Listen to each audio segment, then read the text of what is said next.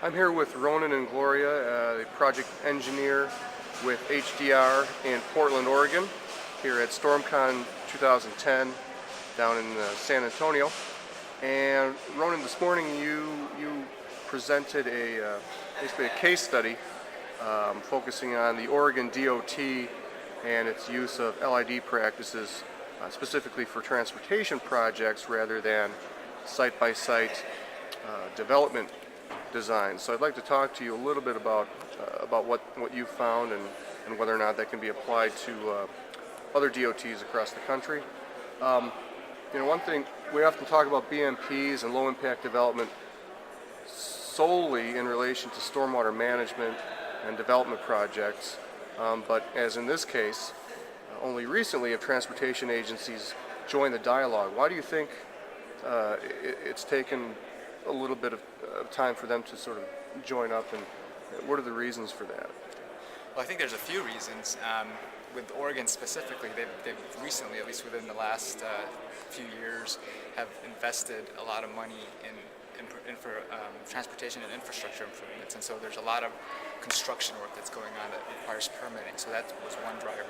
Another is there's a lot more regulatory drivers for it. For example, with ESA, Endangered Species Act requirements, and potential of heavy metals impacting fisheries. Right. There's also just a lot of uncertainty with some of the existing permits, and with Oregon DOT specifically, they wanted to get some security in the way they're dealing with stormwater. And LID was something that was really being pushed by the regulatory agencies.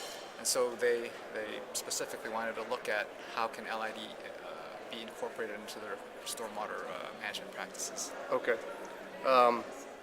You mentioned preferred BMPs in your presentation. What have you found to be the most effective BMPs regarding infiltration and soil amendment?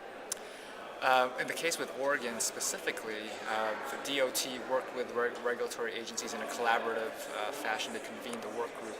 And through that process, that collaborative process, they worked together to identify specific BMPs that they agreed would be most effective. Again, specifically, in this case, they were looking at effectiveness for removing heavy metals from stormwater.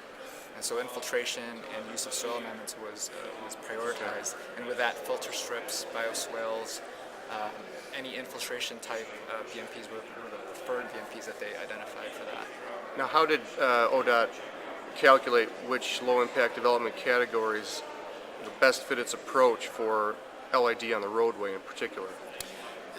Transportation applications of LID is a little bit unique in that there's a limited right-of-way. It's very linear, so it's not typically the same kind of practice that used for site-by-site or municipal development type projects.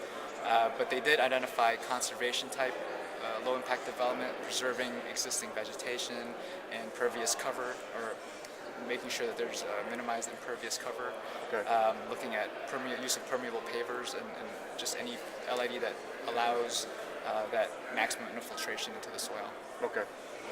Now the Oregon DOT seems to favor natural dispersion, which is basically allows stormwater to run off the pavement unobstructed into green areas. Are there safety concerns associated with natural dispersion? That was a major factor in ODOT's consideration of using LID in their projects. Their main, goal, objective is safety, highway safety, and so that had to be the priority in all their program development on the stormwater side. So that's a huge issue for them, and that's one of the reasons why they had to limit some of their LID practices to those that would work on shoulders, and that kind of thing, to make sure that the safety was being maintained as they implemented LID in their program. And at what point in the process, taking the bigger picture approach, at what point in the process should stormwater managers and roadway managers begin to collaborate on the best LID technology for a particular project, considering that the road layout and pavement materials are just as important as conservation and soil amendment? Once ODOT decided to bring in LID into their stormwater management framework, one of the big factors I needed to decide on was implementation. And in terms of LID, that really needs to be done right at the beginning of the project. There's a really long timeline for project development in these transportation type projects. and LID, being that it can affect essentially your alignment and road layout and where you're going to put facilities.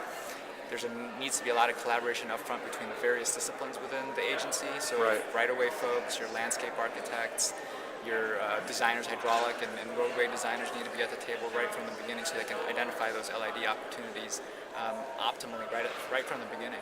So you do see this becoming more of a regular thing? I think it's going to be a definite trend within transportation agencies, just primarily because there's a lot of regulatory drivers pushing for low impact development. Okay. It's going to be something that transportation agencies are going to be moving towards, I think. Okay. Great. Well, thank you very much. It was good talking with you, and have a great day. Thank you. Thanks.